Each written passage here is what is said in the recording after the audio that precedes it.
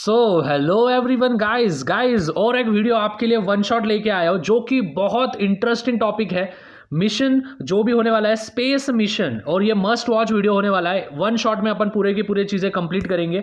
यही नहीं, with best hand written notes. जी हाँ, with best hand written notes. बच्चा पार्टी आप सभी को मिलने वाला है। ये देखो भाई, एकदम टकाटक हैंड राइटिंग है आपके लिए एकदम, विच इज़ लिख लिख के भाई फटाफट शेयर करें। मुझको नहीं पता, ठीक है, बहुत ज़्यादा मेहनत लगी है। फटाफट से शेयर कर दो अपने दोस्तों को, क्योंकि ये वाला टॉपिक बच्चों को ऐसा लगता है कि ये वाला टॉपिक कुछ काम का नहीं है। लेकिन एक चीज़ ध्यान में रखना है, ये वाले टॉपिक को आपको बोर्ड एग्जाम में दिए गए हैं 3 मार्क, और 3 मार्क का अर्थ कितना होता है आपको पता है, विच इज़ 2.5 मतलब कि अपना होता है 1.5%। जी हाँ, 1.5% से ज़्यादा आपका परसेंटेज होने वाला है। तो फटाफट से शुरू करते हैं, क्योंकि वन शॉट है।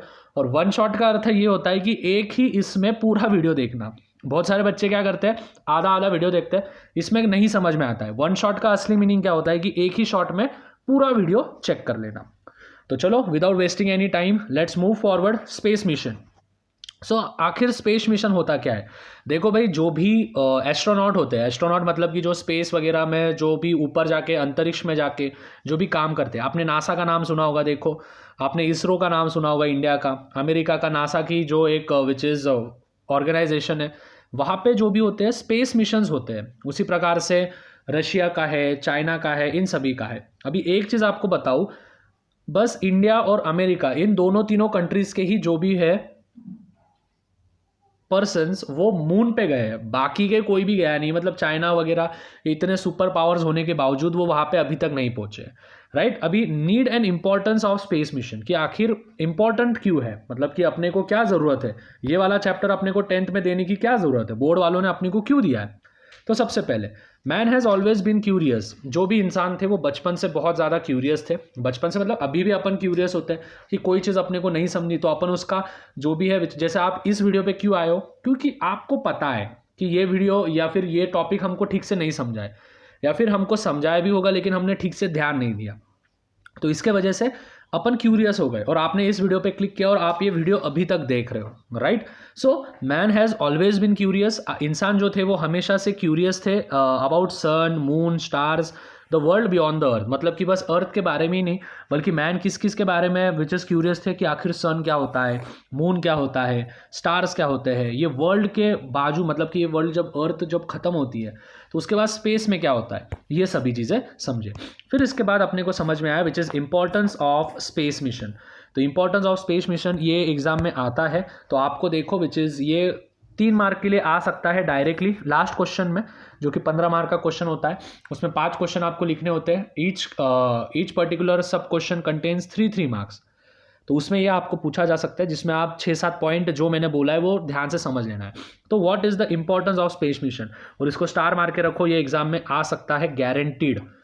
Real time communication across the globe, मतलब कि अगर अपन ने स्पेस मिशन किया तो अपन रियल टाइम कम्युनिकेशन कर सकते हैं। मतलब कि क्या कम्युनिकेशन कर सकते हैं अपन दुनिया में किधर भी, अपन किसी से भी। अपन जब फ़ोन पे बात करते हैं किसी से भी, सपोज़ मेरे को इधर से किसी किसी को राहुल और नेहा को फ़ोन लगाना है जो अमेरिका में बसती है, उसको अगर मेरे को फ़ोन लगाने का है तो मैं उसको आराम से फ़ोन लगा सकता हूँ। क्यों? क्योंकि स्पेस मिशंस के वजह से। स्पेस मिशन हुआ था बहुत सालों पहले, जहाँ पे टेली कम्युनिकेशन के सैटेलाइट्स वगैरह ऊपर स्पेस में डाले गए, जिससे कि हर एक नंबर कनेक्ट होता है एक दूसरे से। तो हम उसको बोलते हैं real time communication across the globe. Second वाला होता है entertainment and receiving the abundant information from the desk at home और ऑफिस। मतलब कि एंटरटेनमेंट हो, जैसे आप देखो यूट्यूब पे आप गए, आपने स्पेस मिशन सर्च किया, आपको ये वीडियो मिला और आपने क्या किया, विच इज़ आपको इस चीज़ के बारे में इंफॉर्मेशन मिली। तो ये ऐसे घर में बैठे बैठे कोई कंडक्ट नहीं करता है। ऊपर सैटेलाइट्स है, ऊपर अल्गोरिथम्स लगाए हैं कंप्यूटर में, और वो अल्गोरिथम कहीं ना कहीं कनेक्टेड है ऊपर के नेटवर्क से, और वो नेटवर्क किसके वजह से आता है, विच इज़ स्पेस मिशन की वजह से आता है। Third point, access to huge information available on internet. मतलब कि अपन बहुत सारी इंफॉर्मेशन अवेलेबल, मतलब कि प्राप्त कर सकते हैं इंटरनेट पे बैठे बैठे स्क्रोलिंग करते हुए, या फिर अपन ने सर्फिंग करते हुए, राइट। उसके बाद मैनेजमेंट ऑफ नेचुरल रिसोर्सेज, मतलब कि किधर किधर, जैसे वो देखो जैसे पीछे कोई आपत्ति हो गई थी, विच इज़ केदारनाथ, इधर उधर क्या हो गया था, विच इज़ बहुत ज़्यादा बाढ़ आ गई थी, राइट। तो उधर लोगों को कैसे समझा कि उधर बाढ़ आई, अपने को न्यूज़ चैनल की वजह से समझा। न्यूज़ चैनल को कैसे समझा, वेदर रिपोर्ट की वजह से। और वेदर रिपोर्ट को इन्फॉर्मेशन कहाँ से आई? इन सैटेलाइट्स के वजह से। सैटेलाइट्स में कुछ सेटिंग्स ऐसे किए जाते हैं कि अगर उधर भी कुछ भी चीज़ें हो रही है तो वो वेदर रिपोर्ट वाले तुरंत न्यूज़ चैनल को प्रोवाइड करते हैं, और न्यूज़ चैनल तुरंत जो भी आजू बाजू के जो भी एरियाज़ होते हैं अपने रिस्पेक्टिव एरियाज़ या फिर जितना भी उनका चैनल का रेंज होता है उन सभी तक इन्फॉर्मेशन पहुंचती है, राइट।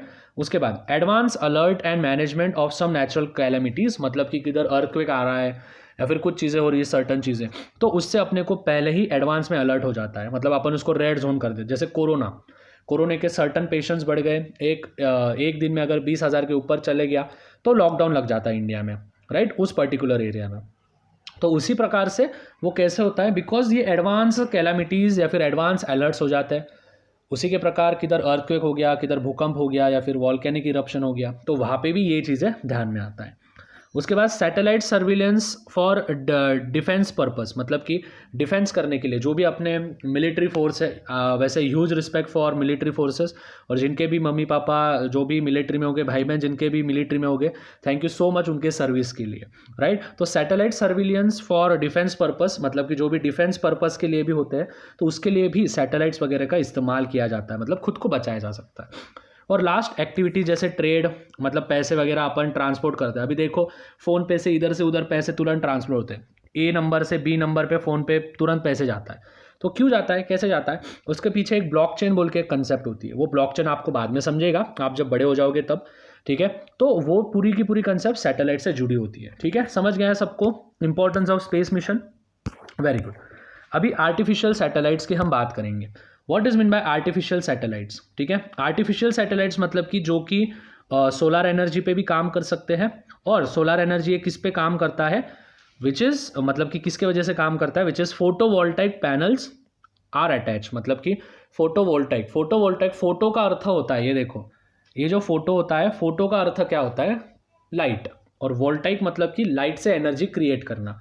तो जो भी सोलर एनर्जी होता है, आर्टिफिशियल सैटेलाइट्स या सोलर एनर्जी पे काम करते हैं, और सोलर एनर्जी में होता है फोटोवोल्टाइक पैनल्स जो कि अटैच होता है, और वो दोनों साइड में अटैच होता है सैटेलाइट के, मतलब कि ऐसी साइड है तो यहाँ पे भी सैटेलाइट के सोलर पैनल अटैच होंगे और इस साइड से भी अटैच होंगे। उसके बाद next cheese which is installed various transmitters, मतलब कि अपन ट्रांसमीटर्स वगैरह लगा सकते हैं इक्विपमेंट्स पे to receive transmit signals between the earth and the satellite. मतलब होता क्या है कि अपन जो भी आर्टिफिशियल सैटेलाइट होते हैं उन आर्टिफिशियल सैटेलाइट्स पे अपन कुछ ट्रांसमीटर्स लगाते हैं। ट्रांसमीटर मतलब कि क्या होता है, वो बताता है कि वो जो भी पर्टिकुलर सैटेलाइट है वो अच्छे से काम कर रहा है, नहीं कर रहा है, फूट गया है, या फिर कोई मेटरॉइड आके उसको टक्कर मार दिया और चले गया, कॉमेट आके उसको टक्कर मार दिया चले गया। ये सभी इन्फॉर्मेशन अपने को सिग्नल के थ्रू मिलता है। मतलब कि अलग अलग ट्रांसमीटर्स अपन लगाते हैं आर्टिफिशियल सैटेलाइट में, क्या करने के लिए, क्योंकि अपने को रिसीव होता है उनके सिग्नल्स, और वो सिग्नल्स किन के बीच में रिसीव होता है, विच इज़ अर्थ और सैटेलाइट। देखो स्टूडेंट्स, आपके लिए बहुत मेहनत करके ये क्या बोलते हैं विच इज़ पूरे नोट्स बनाए हैं। इस नोट्स को ज़्यादा से ज़्यादा शेयर कर देना है, आपके भैया को इससे ज़्यादा और खुशी कुछ नहीं मिलेगी, ठीक है। तो ज़्यादा से ज़्यादा शेयर कर देना है, और आप भी इसको टेलीग्राम का ग्रुप नीचे लिंक दिया है, आप भी इसको टेलीग्राम के ग्रुप में से इसको डाउनलोड मार सकते हो। अभी फटाफट से देखते हैं कि क्लासिफिकेशन अपन देखते हैं, आखिर क्लासिफाई कैसे होता है आर्टिफिशियल सैटेलाइट। जो पहला होता है आर्टिफिशियल सैटेलाइट वो होता है वेदर मतलब कि जो अपने को आजू बाजू का जो हवामान है, बारिश हो रही है नहीं हो रही, ये सभी चीज़ें बताता है, उसके बारे में इंफॉर्मेशन देता है। आर्टिफिशियल मतलब कि ह्यूमंस ने बनाया है, ठीक है, ऐसा ऊपर से नहीं मिला अपने को, भगवान जी ने नहीं दिया अपने को। कम्युनिकेशन सैटेलाइट इसका अर्थ होता है कि अपन कम्युनिकेशन एक दूसरे से कर सकते हैं, आप कितने भी रेंज में हो, कितने भी दूर हो, आप कम्युनिकेशन कर सकते हो।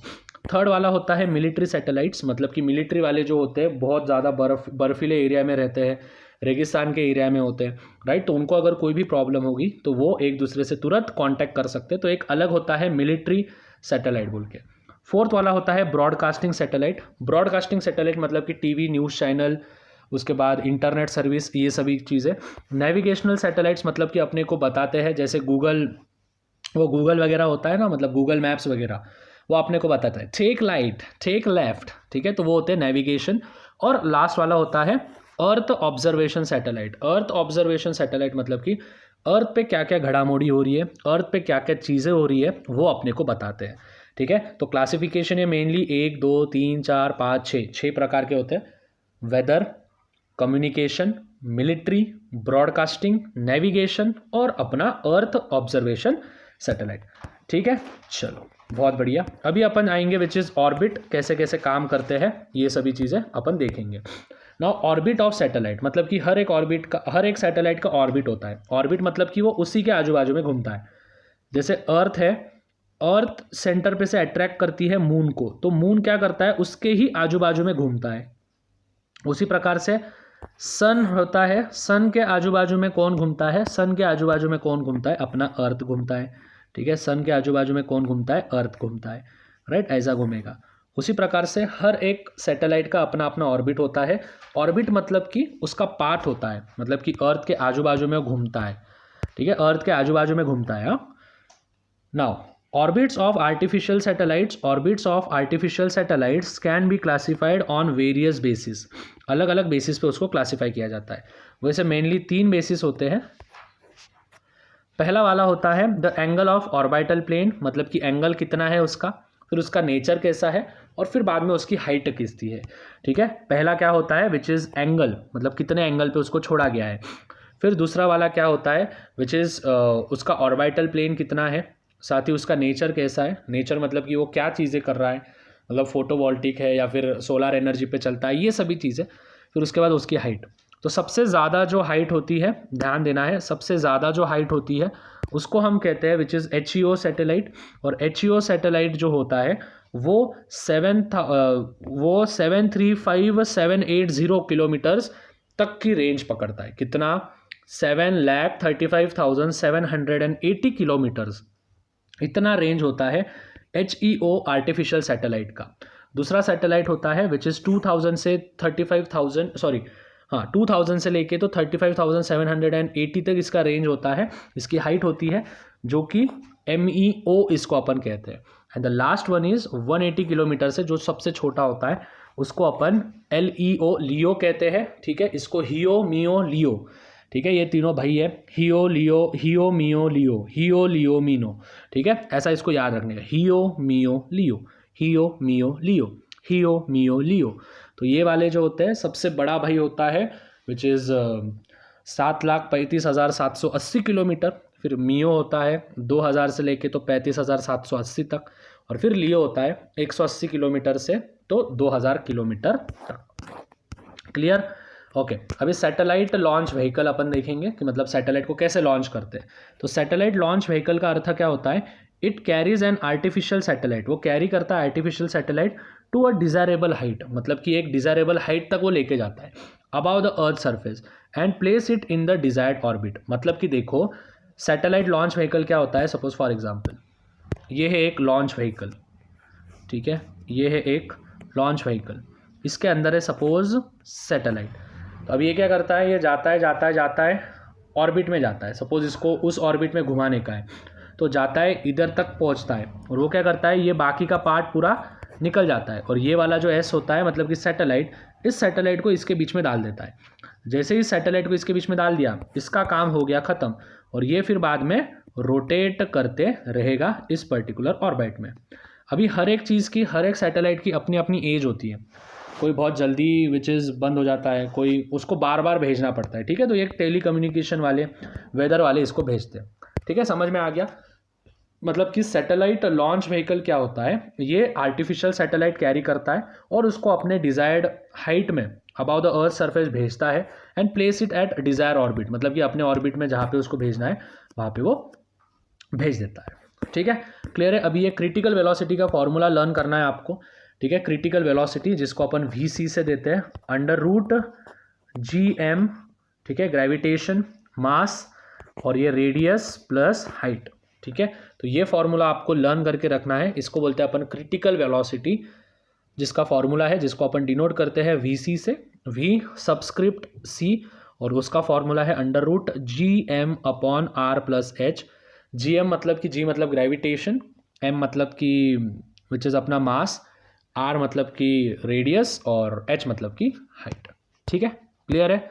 Okay, now multi stage satellite. Multi stage satellite क्या होता है, to optimally use fuel designed. मतलब कि मल्टी स्टेज सैटेलाइट मतलब कि क्या, कि ऐसे सैटेलाइट्स जो कि एक एंड पे गए और उनके अंदर का जो भी है क्षमता खत्म हो गई, तो वो क्या कर सकते हैं, अपने अंदर पहले ही फ्यूल स्टोर करके रखते हैं अपन उसके, और फिर वो बाद में क्या करता है, उस फ्यूल को इस्तेमाल करता है और फिर वापस से चलना शुरू हो जाता है।